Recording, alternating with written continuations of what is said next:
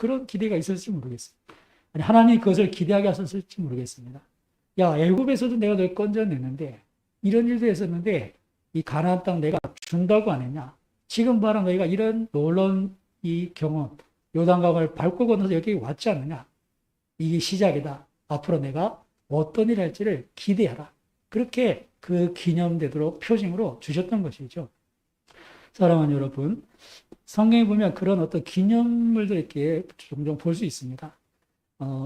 사무엘 선지자 같은 경우는 블레셋 전쟁에서부터 미스바로 모이라고 하면서 그 전쟁에서 승리했을 때 에벤 에셀, 도움의 돌이라, 하나님께서 여기까지 도와주셨다 하는 것을 이렇게 기념하는 그런 돌을 세우고, 또 야곱 같은 경우는 개인적이지만 그가 베델에서 하나님을 만났을 때 자기가 베고자 하던 돌베개를 딱 세워놓고 기름을 붓고 여기가 하나님의 집이 될 겁니다.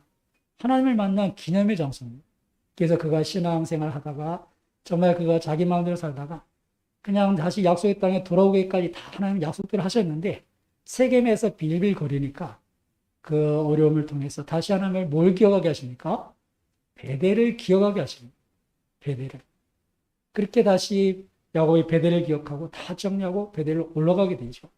우리 신앙에 있어서 그런 베델의 돌베개에 배웠던 그것처럼 우리에게 주셨던 그 은혜의 기념, 그것이 다시 연약해진 우리에게 정말 다시 우리가 힘을 내야 할 그때 하나님을 향한 기대와 소망을 불러일으키고 하나님 어떤 분이신지를 다시 기억하고 그 하나님이 어떤 일을 하실지를 다시 소망하게 하는 그런 유익이 있다는 것을 우리가 보게 됩니다. 그래서 하나님께서 어떻습니까? 우리에게 기념비를 세우라고 하십니다.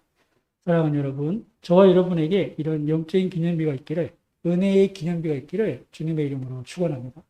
그래서 정말 낙심될 때, 세겜에 있던 야곱처럼 어려움을 당할 때, 그 모든 환경 속에서 다시 그 기념을 바라보고 하나님 앞에 나아갈 수 있는 그런 저와 여러분이 되었으면 좋겠는데요. 먼저 우리 가운데 하나님께서 우리를 얼마나 사랑하셨는지, 그 십자가 앞에서 그 주님의 은혜와 사랑을 경험했던 그 구원의 기념비가 다시 우리 가운데 굳게 세워지기를 주님의 이름으로 축원합니다. 우리가 예배 전에 예배 앞에 찬양되던 것처럼 정말 그 십자가, 정말 우리 향한 정말 나 같은 죄인을 살리셨던 그 주님을 기억할 때 우리가 우리 자신의 모습에 힘들어하고 때로 우리의 연약함 때문에 우리 스스로가 하나님 앞에 나가기를 주저할 때 있습니다. 내가 아직도 이렇구나. 늘 다람쥐 쳇바퀴 돌듯 내가 이렇구나.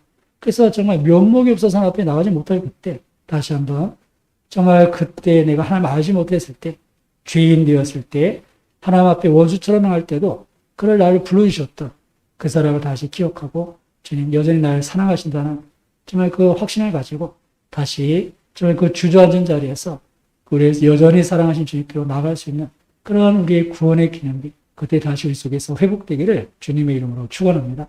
그럼 구원의 기념비가 있어야 그 사랑에서 우리 끊을 자가 없다고 하셨는데, 그래야 우리 모습이 아니라 그 십자가의 사랑, 그 은혜에 힘입어서 다시 일어나서 하나님 앞에 나갈 수가 있는 것입니다. 또한 하나님께서 선한 목자시라는 그런 은혜의 기념비들을 다시 우리가 세워가고 그들 기억할 수 있었으면 합니다.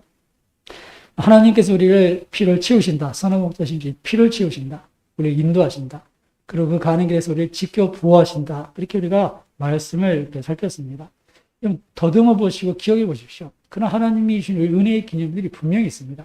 만약 그런 기념비가 없다면 하나님 앞에 다시 한번 정말 하나님 앞에 믿음으로 결단하시고 하나님 앞에 불려 간구하시면서 우리 인생에 좀 하나님의 선한 목자신 그분이 우리를 인도하시고 피를 치우시고 우리를 지켜 보호하시는 그런 은혜의 기념비를 얻게 되기를 주님의 이름으로 축원합니다.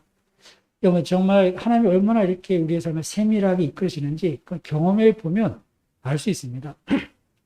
제가 종종 등대교회 부임했었던 때를 말씀드리지 않습니까? 그 1년이라는 상간에 하나님께서 어떻게 이렇게 제 길을 이끌어 가시는지. 제가 화원교회에 있을 때 그때가 99주년 이제 내년이면 100주년 될 때입니다. 그때 비전센터가 한참 지어지고 있었고 마침 제 앞에 있던 선임이었던 목사님이 교회를 이렇게 사임하시게 돼서 제가 선임이 되게 됐어요.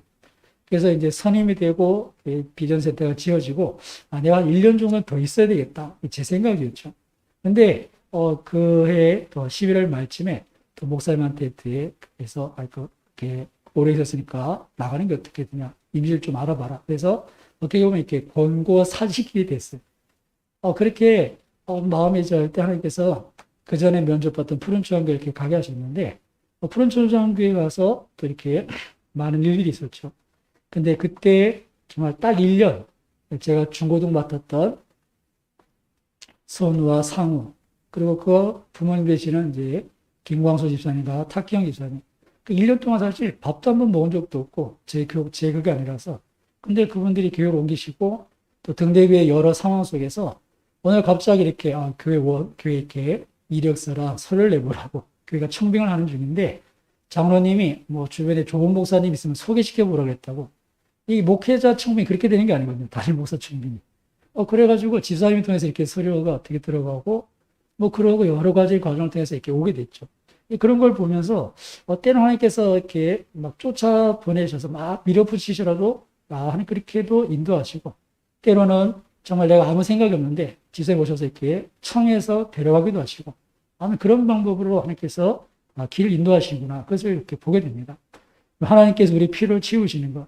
그것은 정말 그 하나님께서 있어야 될 것을 아시고, 우리에게 필요한 걸 이렇게 채워하신다는 것은 보게 됩니다.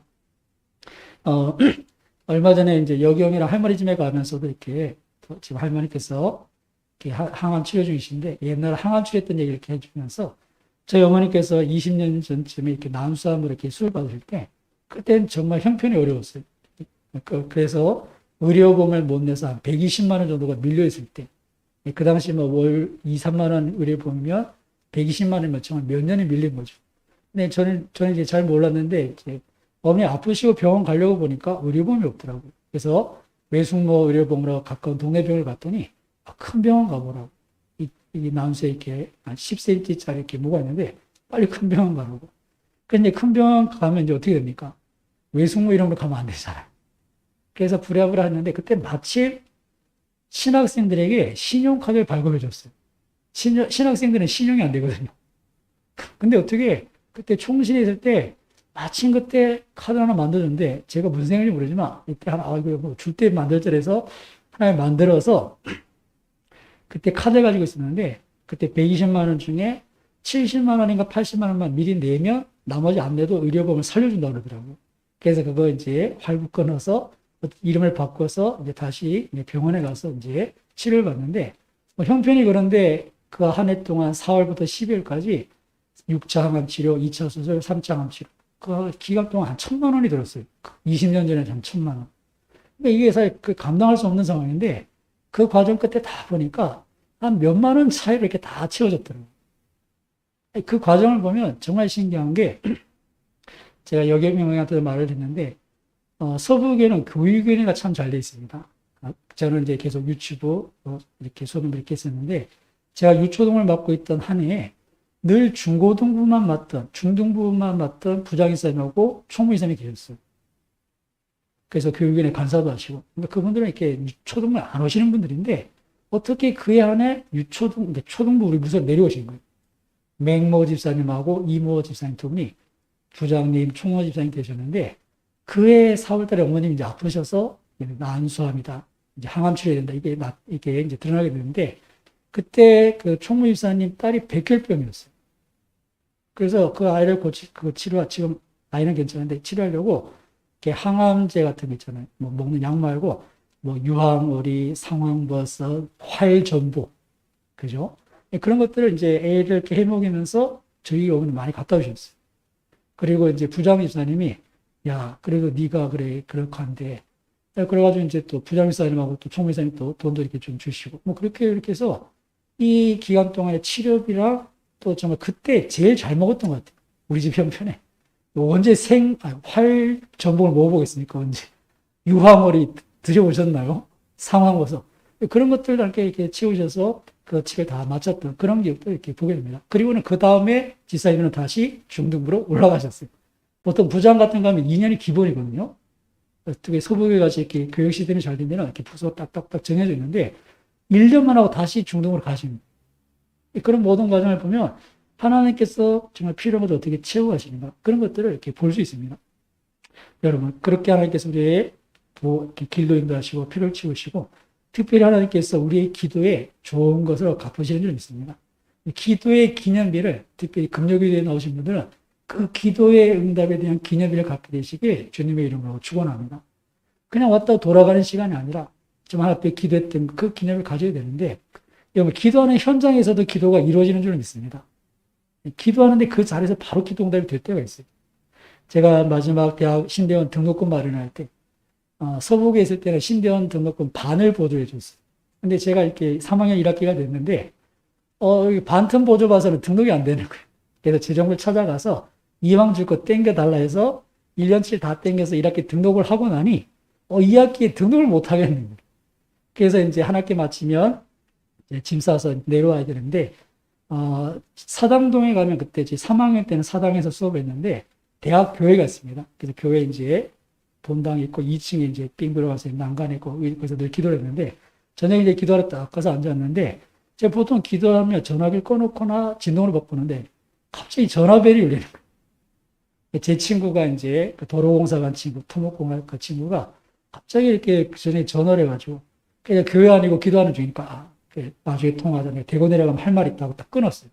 근데 그 기도와 그 전화가 내 마음의 감동이 하나님이 얘를 통해서 돈을 주시려나 등록금을 그리고 이제 제가 내려와서 찾아갔죠. 찾아가서 내가 한 가지 부탁할 게 있다 그랬더니 그래 뭔데 묻더니 사실 내가 마지막 등록금이 없다. 그 친구는 도로공사 취업해서 이제 돈을 벌고 있었으니까 그랬더니 기다렸다는 듯이 통장을 딱 꺼내는 그 쌍둥이 남동생이 둘이 있는데 얘네들 대학 갈 때 컴퓨터 사주려고 모아둔 돈이 나면서 딱 내는데 등록금에서 몇만 원 차이가 안 나는 거예요. 그때 마지막 등록금 등록하고 제가 이렇게 학교 이렇게 졸업하죠. 기도하면 필요한 걸 지으시는데 현장에서도 응답하신 줄 있습니다. 그런 기념비가 있어야 돼요. 그래야 기도할 맛이 나지 않겠습니까? 그래야 기도할 재미가 있는 거예요. 여러분, 최근에 제가 이렇게 작년에 다니엘 기도회 때, 저희 이제 교육자료에서 기도할 때, 9째 날인가 김상순 권사님이라고, 김상숙 권사님, 그 말씀대로 기도하라. 그런 분 계셨잖아요. 근데 그 말씀 막 듣는 중에 제 마음에 그런 마음이 생겼어요. 추수한 일꾼을 보내주소서라고 기도하라고 하셨는데, 그저 휘어질 것은 많고 추수할 일꾼을 보내달라고 주님이 말씀하시고, 주님이 그렇게 기도하라고 알려주신 거잖아요. 그래서, 맞다, 주님이 기도하라고 하신 건데, 하고, 기도하고, 그 다음날 오전에 우리 박보검 전사님하고 또 한 분의 목사님이 정말 연락이 없던 분들이 두 분이 이렇게 연락이 오시고, 그렇게 이렇게 하나님께서 교육지를 보내주시고, 이렇게 보게 됩니다. 그리고 제가 수련회 같은 걸 이렇게 준비할 때, 화원교에서나 또 푸른초원교에서나 중고등부 이렇게 수련회 가면 한 달 전부터 이렇게 금식하면서 한 끼라고 이렇게 준비를 하는데, 가서 이렇게 하나님께서 이렇게 베푸신 은혜들을 보면 기도할 때랑 안 할 때가 차이가 분명히 납니다. 이 영적인 문제이기 때문에 가서 집회를 해보면 이게 분명히 표가 나요. 화원교에 있을 때 한 번은 저희 중고등부가 연합으로 해서 베델수양하고 우리 칠곡 포항 한 번씩 갔었죠. 집회를 했는데 좀 하나님께서 아이들 마음을 만져주시고 이렇게 기도하게 하셨던 그런 일들이 한 번 있어요.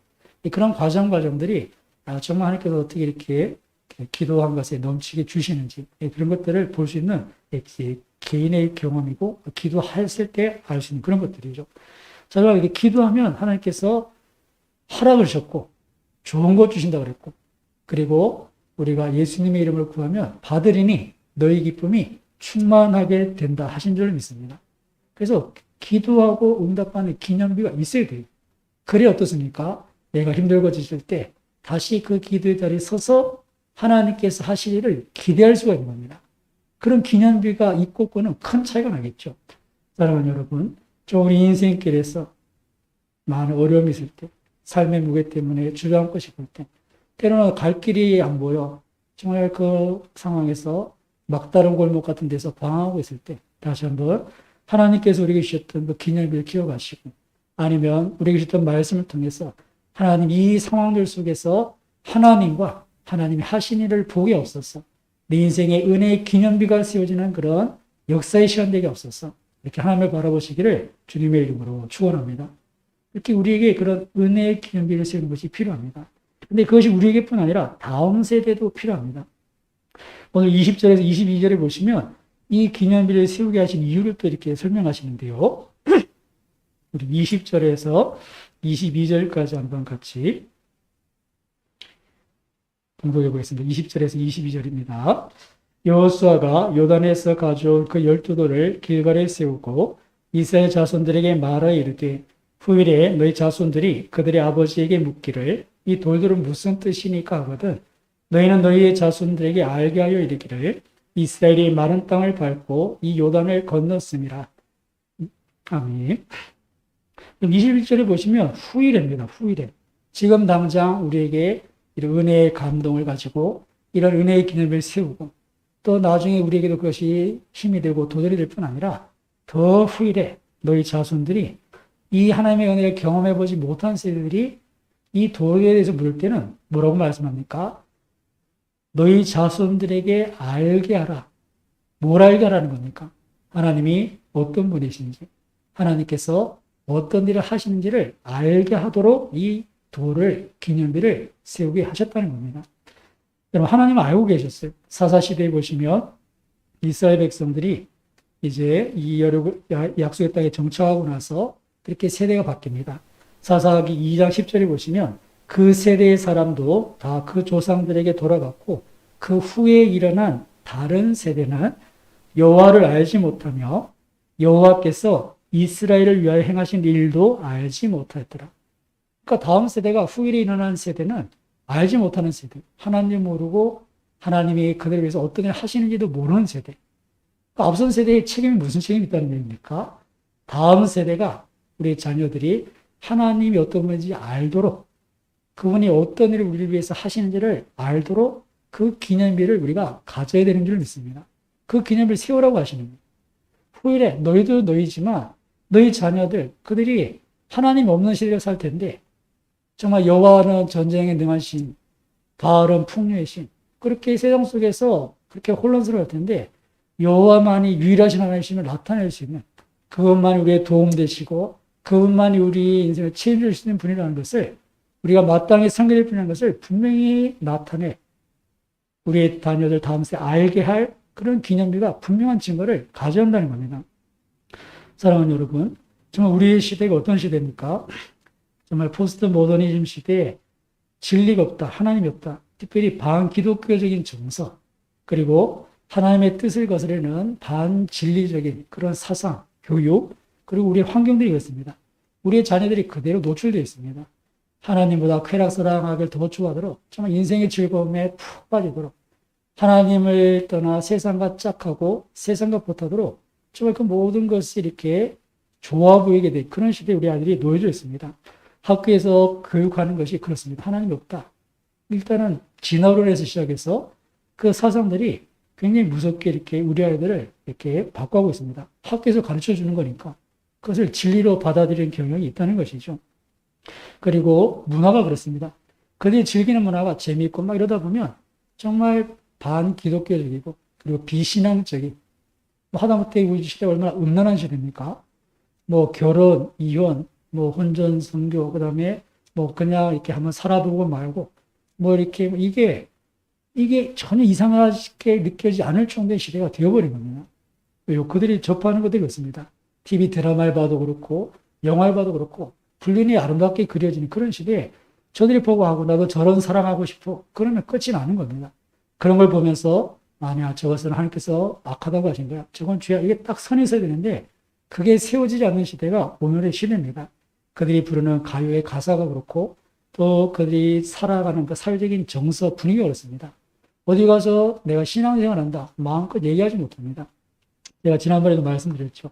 어떤 친구가 대학 가서 이제 동아리에서 과에서 소개를 하는데 이렇게 쭉 이야기를 하는데 자기가 이렇게 종교에 대해서 이렇게 뭐 천주교 이렇게 이야기하는 중에 이게 기독교라는 걸 얘기하는데 분위기가 갑자기 싸해진다는 거예요. 그래서 하는 말이 그런데 교회는 잘 안 나가요. 그렇게 얘기하게 되는 분위기라는 거죠. 그런 시대에 우리 아이들이 어떻게 하나님을 믿고 그들의 삶을 맡길 수 있겠습니까? 게다가 교회마저도 어떻습니까? 교회마저도 하나님의 영광이 떠나버리 그렇게 교회 안에서조차 하나님이 어떤 분인지 잘 알 수 없고 하나님이 하신 일들이 잘 보이지 않는 그런 시대 아닙니까? 그런 그들이 어떻게 이 시대에서 예수님을 나의 주라고 고백하고 정말 이 세상의 거친 문화를 거스려서 하나님의 자녀로 살아갈 수 있는가? 우리가 그들에게 이런 하나님의 은혜의 기념비, 하나님이 어떤 분이시고 지금도 살아계신 그분이 어떤 일을 하시는지를 그렇게 보여줄 만한 그런 산증거들을 저와 여러분이 가져야 하는 줄 믿습니다. 여러분, 요즘 우리 아이들이 수련회도 못하고 정말 집에서 TV나 또 뭐 휴대폰의 SNS 이런 것에만 계속 노출되다 보니까 굉장히 이렇게 신앙의 정서에서 이렇게 메말라가고 있습니다. 그럴 때일수록 더욱더 정말 하나님 우리에게 은혜를 주시고 우리에게 그 은혜가 흘러넘쳐서 우리 자녀들에게까지 전달될 수 있도록 다시 하나님 우리에게 이 은혜의 기념일, 좀 하나님 다시 우리에게 하나님을 알만한, 그리고 하나님께서 우리를 위해서 지금도 어떤 일을 하고 계신지를 우리가 경험할 뿐 아니라 우리 자녀들에게 하나님께서 하셨다, 하나님께서 우리를 이렇게 도우셨고 하나님께서 우리를 이렇게 인도하셨다라고 분명히 말할 수 있는 그런 기념비를 세워갈 수 있는 그런 저 여러분 되시기를 주님의 이름으로 축원합니다. 그런 기념비가 필요한 때입니다. 그리고 마지막으로 우리 자신과 다음 세대뿐 아니라 24절에 보시면 이 기념비를 세운 이유 중에 하나가 이 땅의 모든 백성들이 하나님을 경외하게 함을 알 수 있는데요. 24절 같이 공부해 보겠습니다. 이는 땅의 모든 백성에게 여호와의 손이 강하신 것을 알게 하며 너희가 너희 하나님 여호와를 항상 경외하게 하려 하심이라 하라. 아멘. 여러분, 이 요단강에 세워진 열두들, 그것을 보는 이들이 하나님이 하신 대로 이야기할 겁니다. 이 자연 법칙을 거스렸던 하나님, 그 하나님에 대해서 어떻습니까? 그 하나님의 백성이 우리는 그 하나님을 경외하고 섬기도록, 그리고 이 땅에 있는 백성들은 그 하나님 여호와의 손이 강하신 것을 알고, 그리고 그들도 그 하나님 앞에 두려워 떨며 섬길 수 있도록, 그 하나님께로 나올 수 있도록 그렇게 하나님께서 이 분명한 기념비를 세워놓으라고 하시는 겁니다. 우리가 앞에서 라합의 사건을 봤습니다. 라합이 어땠습니까? 그 하나님이 하신 일들을 듣고는 그가 하나님 편에 속하기로 합니다. 자신들의 백성 그 관계에서 하나님의 백성 되기로, 여호와의 하나님의 백성이 되기로 작정하고 그렇게 민족을 배반하는 그런 행위도 하죠. 왜 그것을 어떻게 볼까에 대해서 지난번에 살펴봤었는데, 우리가 하나님 앞에 서기 위해서 정말 라합 같은 경우는 그렇게 정말 민족을 이렇게 배반할 그런 이렇게 상황이 있었는데요. 그가 어떻게 그런 마음을 갖게 됐습니까? 하나님이 하신 일을 들은 거예요. 이스라엘 백성들이 홍해를 건넜던 사건부터, 그리고 이 요단강 건너편에 그 바사나 옥과 이렇게 그 땅을 이렇게 점령할 때 그 했던 하나님의 일들을 이렇게 들어서 벌써 마음이 물렁 녹아버렸고, 그리고 다들 이렇게 공포와 절망했을 때 이 라합은 그 하나님을 내가 섬기면 되겠다, 내가 그 하나님의 백성이 되겠다, 그런 마음을 가지고 하나님께로 나오게 됐던 그런 역사를 우리가 보게 됩니다. 이렇게 하나님께서 행하신 일들을 증거할 수 있는 그런 일들은 하나님을 알지 못하는 이들에게도 하나님께 나오도록, 정말 그 하나님을 섬기도록, 그 하나님을 경외하도록 하는 그런 증거가 된다는 것을 잊지 마십시오. 그래서 초대교회 때 복음이 전해질 때 사도행전의 역사를 보시면 말씀이 선포되어지면 그 말씀을 기사 표적으로 하나님께서 증거해 주십니다. 왜요? 전혀 하나님을 알지 못하는 이들이 그 하나님을 경외하고 두렵고 떨림으로 그 복음을 받아들이도록 복음이 선포되어지는데 그냥 말만 전하는 게 아니라 하나님께서 친히 기사와 표적으로 증거해 주시는 거예요. 기념을 주시는 거예요. 누가 봐도 확실한 증거를 들이미시니 그들이 예수가 그리스도시다, 하나님만이 유일하신 하나님이시다, 그렇게 고백하고 복음을 받아들이고 하나님의 백성이 되었던 것이죠. 오늘 저와 여러분이 이 땅에 서 있는 것도 이런 기념비의 역할로 서 있는 줄 압니다. 너희가 세상의 빛이다, 소금이다, 하나님의 영광을 나타낼 자. 오늘 저와 여러분의 삶 속에 이런 은혜의 기념비가 필요한 이유가 뭐겠습니까?